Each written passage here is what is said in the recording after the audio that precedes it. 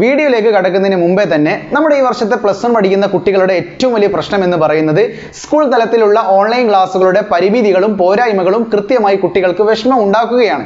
അപ്പോൾ ഇത്തരമൊരു സാഹചര്യത്തിൽ നിങ്ങളുടെ വിഷമങ്ങൾ മനസ്സിലാക്കിക്കൊണ്ട് 8 വർഷം കോഴിക്കോട് ജില്ലയിൽ പാരമ്പര്യമുള്ള ISLA കൊമേഴ്സ് അക്കാദമി നിങ്ങൾക്കൊരു ഓഫർ തരികയാണ്. നിങ്ങളുടെ +1 എക്സാമുകൾ സെപ്റ്റംബർ മാസത്തിൽ നടക്കാൻ പോവുകയാണല്ലോ.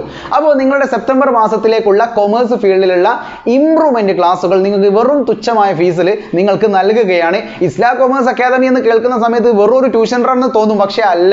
ഇത് +1, +2, BBA, BCom, MBA പോലെയുള്ള കൊമേഴ്സ് ഫീൽഡിലുള്ള എല്ലാ വക കുട്ടികളെയും പഠിപ്പിക്കുന്ന പ്രഗത്ഭരായ അധ്യാപകർ ക്ലാസ്സുകൾ നൽകുന്ന ഒരു സ്ഥാപനമാണ്, സ്വകാര്യ സ്ഥാപനമാണ്. അപ്പോൾ ഈ ഒരു ISLA കൊമേഴ്സ് അക്കാദമി എന്ന് പറയുന്നത് വെറും ടീച്ചേഴ്സ് ഓൺലൈനിലൂടെ ക്ലാസ് എടുക്കുക മാത്രമല്ല, കുട്ടികളായിട്ട് ഭയങ്കര ഫ്രണ്ട്ലി റിലേഷൻഷിപ്പും അതോടൊപ്പം തന്നെ കളേഴ്സ്, മെസ്മറൈസ്, അതുപോലെ തന്നെ നമ്മുടെ സോക്കറ്റ് ടൂർണമെന്റ്, ബാഡ്മിന്റൺ ടൂർണമെന്റ് പോലെയുള്ള എക്സ്ട്രാ കരിക്കുലർ ആക്ടിവിറ്റിയും കൂടി ഈ സ്ഥാപനം കുട്ടികൾക്ക് വേണ്ടി ചെയ്തു കൊടുക്കുന്നുണ്ട്. അല്ലെങ്കിൽ കുട്ടികളോടൊപ്പം നിന്നുകൊണ്ട് ഭയങ്കര സൗഹൃദത്തോടു കൂടി കൃത്യമായിട്ട് ചെയ്തു കൊടുക്കുന്നുണ്ട്. ഇതേ സമയത്ത് തന്നെ അനാവോ എന്ന പേരിൽ ഡിസ്ട്രിക്ട് ലെവലിൽ മാനേജ്മെന്റ് മീറ്റിംഗ് നടത്തുന്ന ഒരു സ്ഥാപനം കൂടിയാണ് ISLA കൊമേഴ്സ് അക്കാദമി. അപ്പോൾ നിങ്ങൾക്ക് ആവശ്യമായിട്ടുള്ള കൊമേഴ്സിന്റെ +1 ഇംപ്രൂവ്മെന്റ് ക്ലാസ്സുകൾ വേണ്ട ആൾക്കാർ എന്ത് ചെയ്യുക, ഡിസ്ക്രിപ്ഷൻ ബോക്സിൽ കാണുന്ന മൊബൈൽ നമ്പറിൽ കോൺടാക്ട് ചെയ്യുക. അല്ലെങ്കിൽ നിങ്ങൾക്ക് ഡിസ്ക്രിപ്ഷൻ ബോക്സിൽ കാണുന്ന ഇൻസ്റ്റഗ്രാം ID ഒഫീഷ്യലിൽ ക്ലിക്ക് ചെയ്തുകൊണ്ട് നിങ്ങൾക്ക് അതിന്റെ കൃത്യമായ ഡീറ്റെയിൽസ് ഒക്കെ മനസ്സിലാക്കുന്നതാണ്. തീർച്ചയായും ഫോളോ ചെയ്യാൻ മറക്കല്ലേ.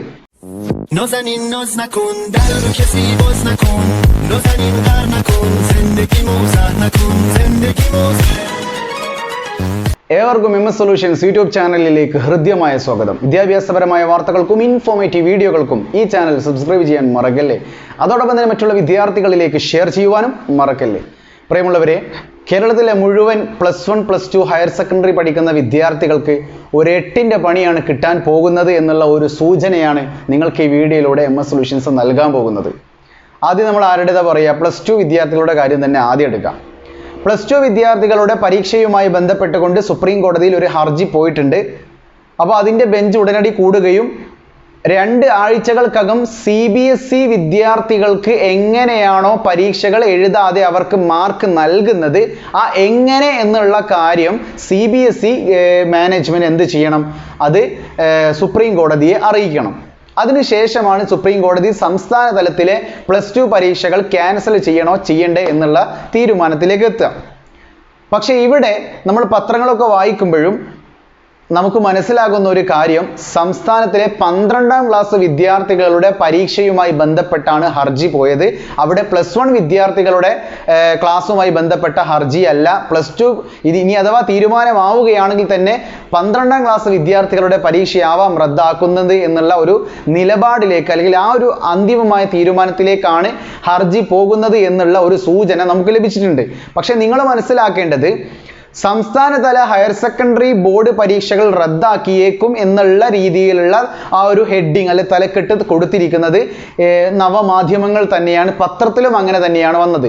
എന്നാൽ അത് വായിച്ചു പോകുന്ന സമയത്ത് +2 വിദ്യാർത്ഥികളുടെ, അതായത് 12ാം ക്ലാസ് വിദ്യാർത്ഥികളുടെ ബോർഡ് പരീക്ഷ എന്ന് പിന്നീട് കാണുകയും ചെയ്യുന്നു. അവിടെ എവിടെയും +1 വിദ്യാർത്ഥികളെ കുറിച്ച് പറയുന്നില്ല. പക്ഷേ നിങ്ങൾ മനസ്സിലാക്കേണ്ടത്, ഈ +2 വിദ്യാർത്ഥികൾ 6 വിഷയങ്ങൾ എവിടെ പോയി എഴുതിയിട്ടുണ്ട്, നമ്മുടെ സ്കൂളുകളിൽ ഓഫ്ലൈൻ ആയിക്കൊണ്ട് തന്നെ ആ ഒരു കോവിഡിൻ്റെ ആ ഒരു പാൻഡമിക് സിറ്റുവേഷനിൽ പോയി എഴുതിയിട്ടുണ്ട്. ശരിയാണല്ലോ, +2 വിദ്യാർത്ഥികൾ. ഇനി അവർ എഴുതാനുള്ളത് എന്ത് മാത്രമാണ്, പ്രാക്ടിക്കൽ പരീക്ഷകൾ മാത്രമാണ്. ഇവിടെയും +2 വിദ്യാർത്ഥികൾക്ക് ഒരു സംശയം വന്നിട്ടുണ്ട്.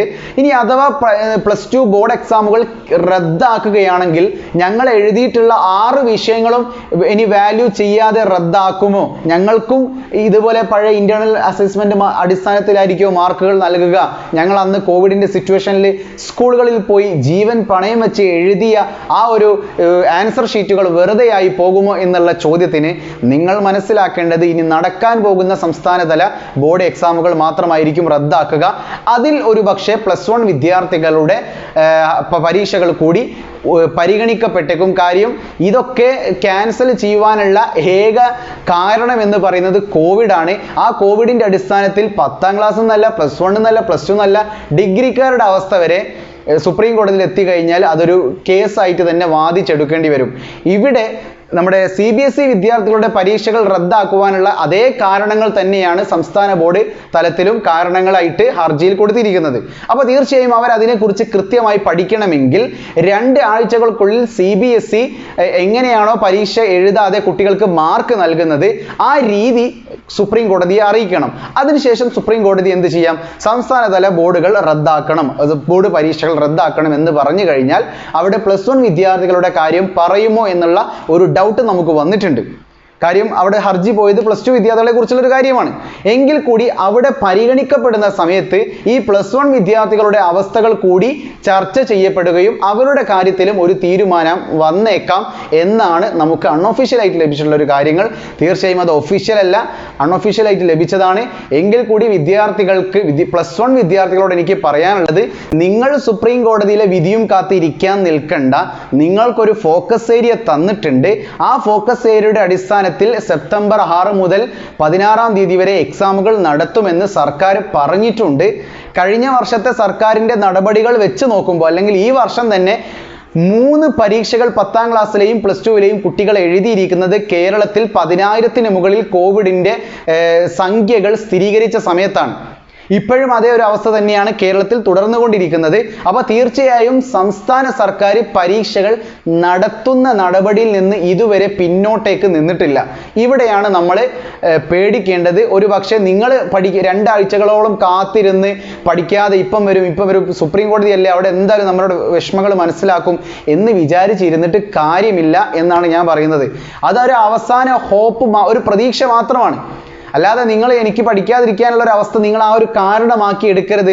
ആ തീരുമാനം കൂടി വന്നെങ്കിൽ മാത്രമേ എനിക്ക് പഠിക്കാൻ പറ്റൂ എന്ന മൈൻഡ് നിങ്ങൾ കൊണ്ടുവരരുത്. ചിലപ്പോൾ സുപ്രീം കോടതിയുടെ പ്രശ്നം കഴിഞ്ഞാൽ ചിലപ്പോൾ അത് നീണ്ടു പോകും. സെപ്റ്റംബർ എന്ന് പറയുന്നത് 2-3 മാസങ്ങൾ ഇനിയുണ്ട്. ഈ കേസ് ചിലപ്പോൾ നീട്ടി കൊണ്ടുപോയേക്കാം. അപ്പോൾ നിങ്ങൾ വിധി വരുന്നതുവരെ കാത്തിരിക്കാൻ നിന്നിട്ട് കാര്യമില്ല.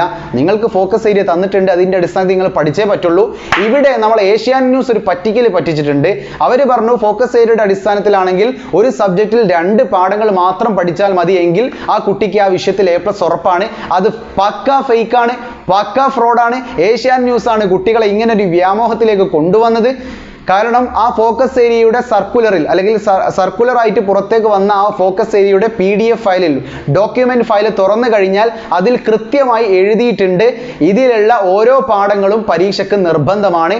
എല്ലാ പാഠങ്ങളും വിദ്യാർത്ഥികൾ പഠിച്ചിരിക്കണം. എല്ലാ പാഠങ്ങളിൽ നിന്നും ഫോക്കസ് ഏരിയയുടെ അടിസ്ഥാനത്തിൽ ചോദ്യങ്ങൾ ഉണ്ടാവുകയും ചെയ്യുമെന്ന് കൃത്യമായിട്ട് ഫോക്കസ് ഏരിയയിൽ അച്ചടി പച്ച മലയാളത്തിൽ കൊടുത്തിട്ടുണ്ട്.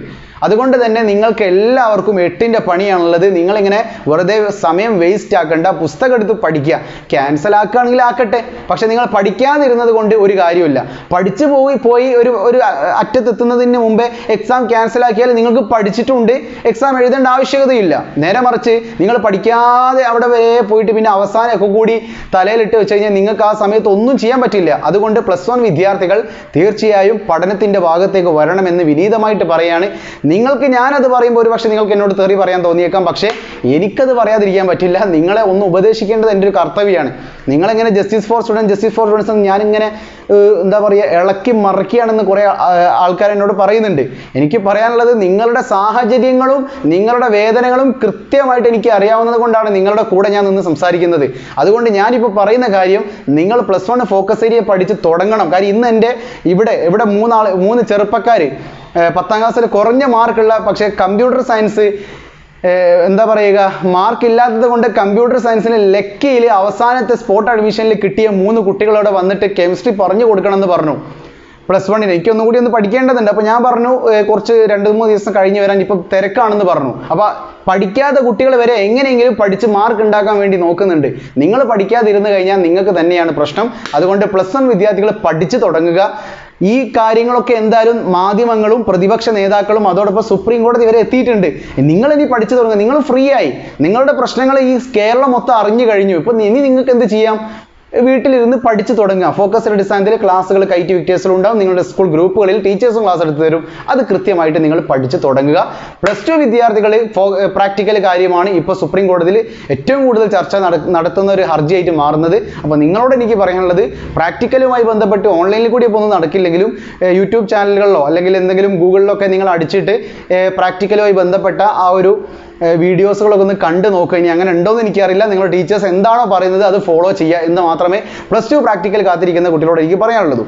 തീർച്ചയായും മറ്റ് വിദ്യാഭ്യാസ വാർത്തകളും ഇൻഫോർമേറ്റീവ് വീഡിയോകളുമായി നിങ്ങളുടെ മുമ്പിലേക്ക് വരുന്നത് വരെ ഇറ്റ്സ് മീ സൊല്യൂഷൻസ്. ഇനി എന്തിന് വേറെ സൊല്യൂഷൻസ്. ബൈ.